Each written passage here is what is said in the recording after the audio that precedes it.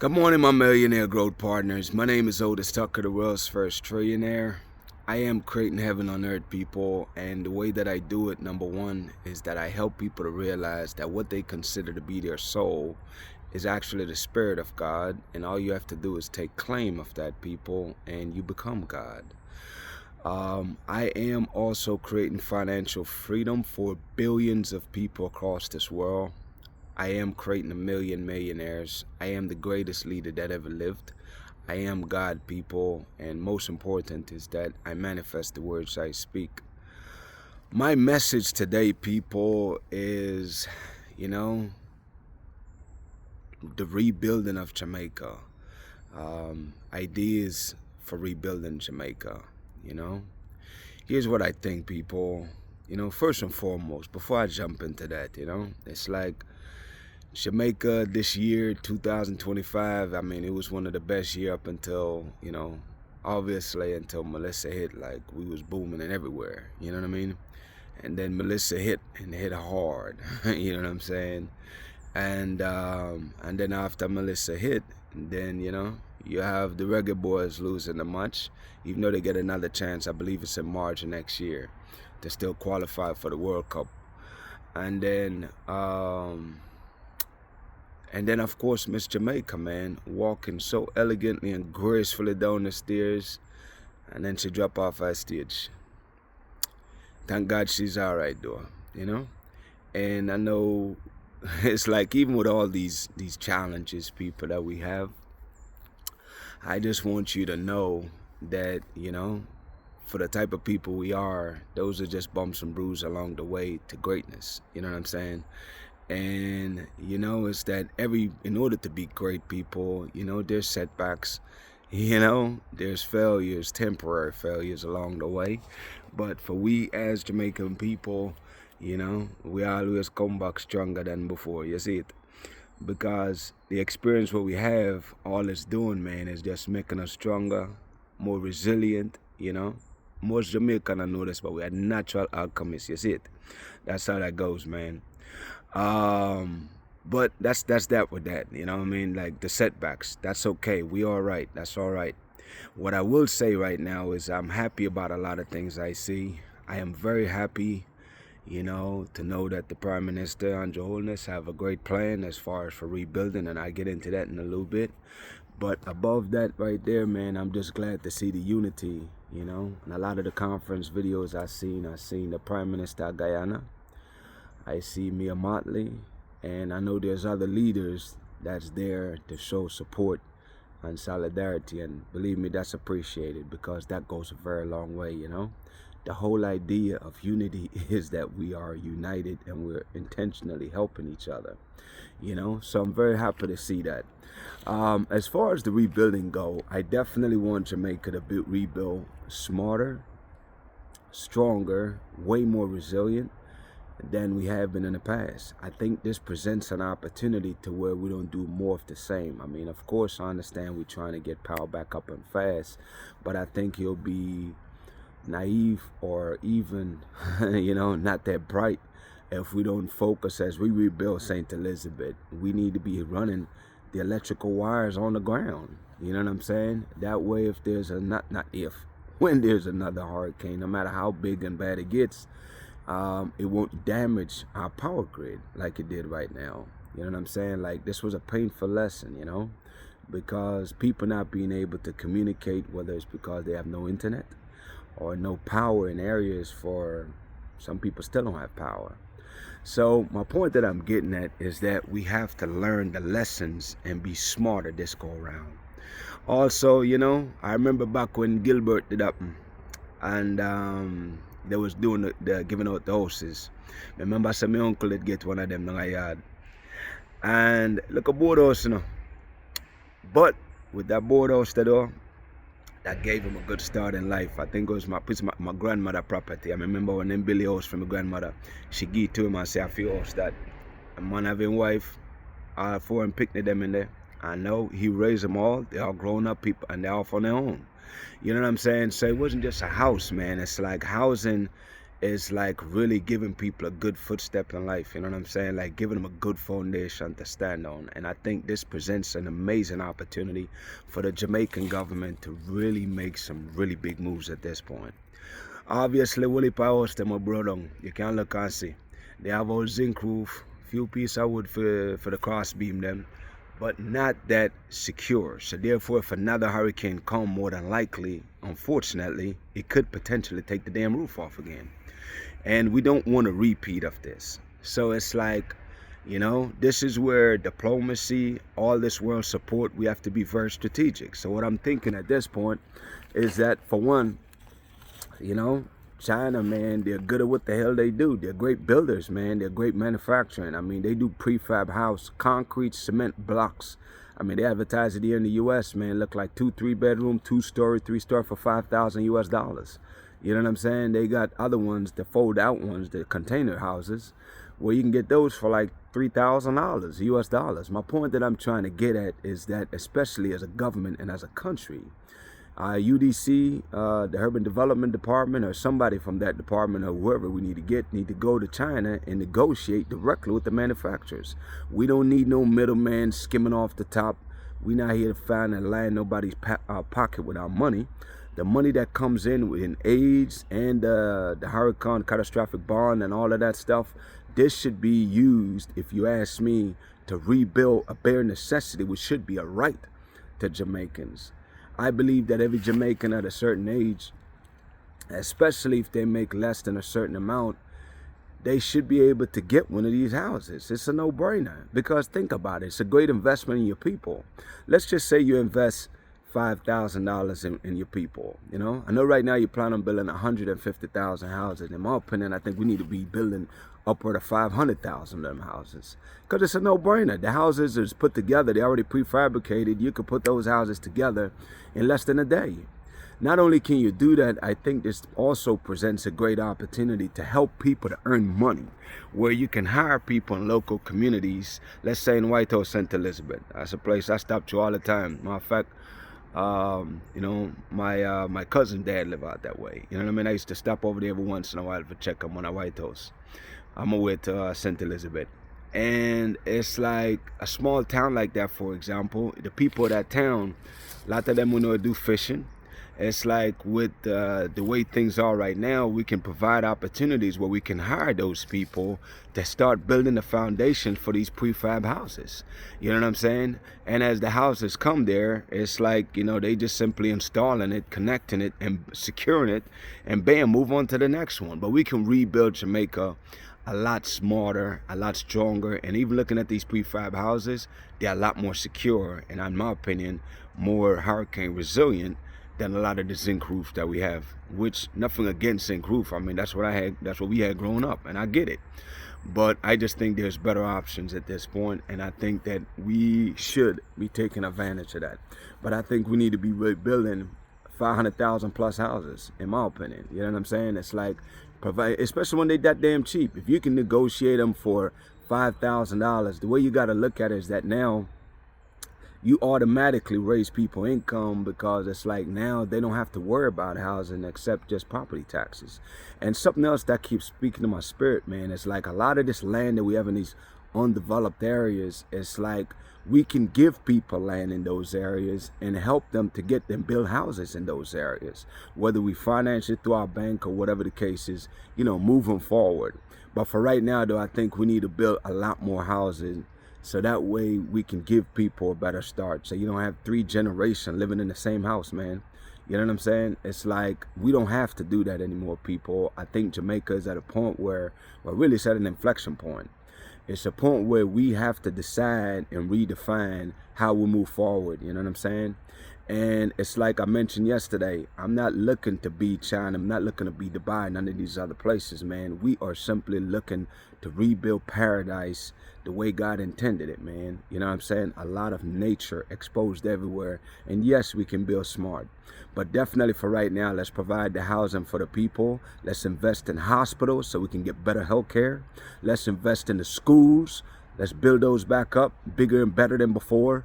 And let's continue with what we started with the transportation system. That was a really smart move, and I was very happy to see that. And I think we also need to come up with a way to where college become free for Jamaicans. Why not? Let's subsidize that. Let's provide the education for these people, especially for the new industries that we're looking to create, whether it's STEM, whether it's AI, you know what I'm saying? And just really making sure that the youth is getting the right knowledge that they need, man, to create an amazing life and be prepared for the workforce of the future as we develop these industries. Bottom line is, people, Jamaica, we got this. And for those of you that's down there as individual, man, just know that what you're doing is great. We see you. I see you. I see y'all helping each other, working with each other, and I just love this. And I just really am excited about the future, man. And I just really am watching and will be watching to see how the government really helped to rebuild Jamaica here. You know, it's like another thing too, man. It's like, you know, don't rush to judgment a lot of time. You know, people, it's very easy to do that. You know, where people demonize each other, whether it's, you know, the PMP them talking about JLPR, the Prime Minister, and, you know, people in Africa talking about some damn generators. Man, I don't care about no goddamn generators, man. What I care about is giving people, building their lives. You know what I'm saying? And stop quabbling and bickering about petty stuff, man. Like, let's rebuild this. And when we build it stronger and better than before, man. But most important, we're going to do it in unity. I think the PMP need to unite with the JLP and put politics aside and focus on rebuilding Jamaica and working as a team to rebuild Jamaica and hold each other accountable. I think we also need to make sure that the money, every freaking dime that comes in, should be accounted for, and it should be very transparent, where the people should be able to check and see where this money is going, all of it. That way none of this money get caught up in corruption, and anybody that's caught doing corrupt stuff by, you know, whatever way the hell that looks like, man, punish their ass, like punish them. You know what I'm saying? Like, make an example out of them, man. But I'm really watching to see how this unfold, and this is a great test for Jonas as the leader of Jamaica, man, to really take this opportunity to unite the country and build together, man. You know, and moving forward, we'll do this for other Caribbean island whenever they experience hurricane issues, man. But first, obviously, right now, we got to take care of ourselves. Get Jamaica back on track, man. The people, listen, keep doing what y'all doing, man. I love Jamaica. I love my people, man. We have great heart. We're the most resilient people out here, and we're very naturally kind. You know what I'm saying? Like, we really want to help each other. So I'm just happy to see that. Continue to do that, people. I'm going to stop it there for now, man. Shout out to my co-creators, man, of Heaven on Earth International. This is the space, people, where we are indeed creating heaven on earth, man.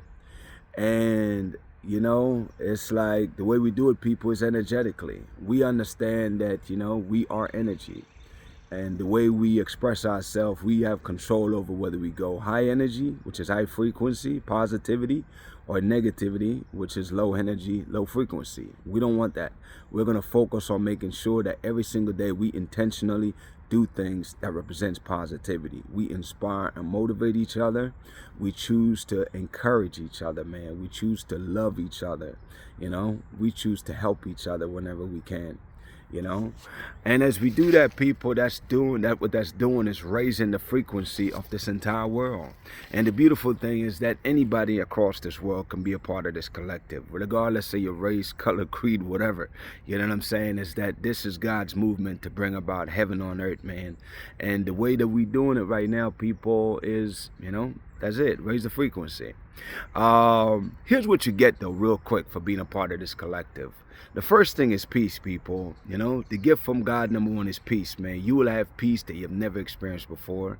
You will experience a level of calm regardless of what's happening, you know what I'm saying? Because you're no longer operating from just believing things, but you operate from a space of knowing. You also will feel joy, people, genuine happiness, genuine joy, where you genuinely feel inside of you just happy about life, about, you know, what's coming, the visions that you see. Just happiness is your portion. That permeates all the way through you, man. And love, people. For people that's a part of this collective, whether you have it now or not, love is your portion, man. It's that, you can expect to be loved. You know what I'm saying? People genuinely love you, and you will find yourself having love and compassion for others, you know? And favor. Oh my gosh, favor, man. Favor people is what I'm saying to you, man. God will put you in rooms that you don't even know exist. He will bring opportunities and people to your doorstep, man, to solve your problems, your wants and needs, man.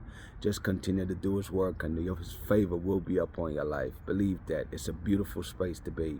And of course, his blessings, people. God's blessing over your life means that he's guiding your thoughts, he's guiding your heart, he's guiding your mind, and he's guiding your steps, people. Quite literally guiding you down the path to, you know, your visions, man. You know what I'm saying? Because God is all seeing and all knowing, you know. And my favorite, though, people, is the protection of God over your life. See, when you're doing God's work, man, God will put a field of defense around you, man, where he's protecting you from any harm or danger. Touch not God anointed, people, and believe me, heed that warning, because you don't want the consequences for anybody out there, man. You know, and the cool thing is, man, is that these blessings right here, for people that are genuinely a part of the collective, they receive these blessings. Now, obviously, they receive these gifts, people, because that's exactly what they are. You can't buy these. These are gifts from divine source, the Spirit of God. You know what I'm saying? And in order for you to be a part of this, people, these indeed are the requirement, though. Number one is that you must choose to believe that the Spirit of God lives inside of you.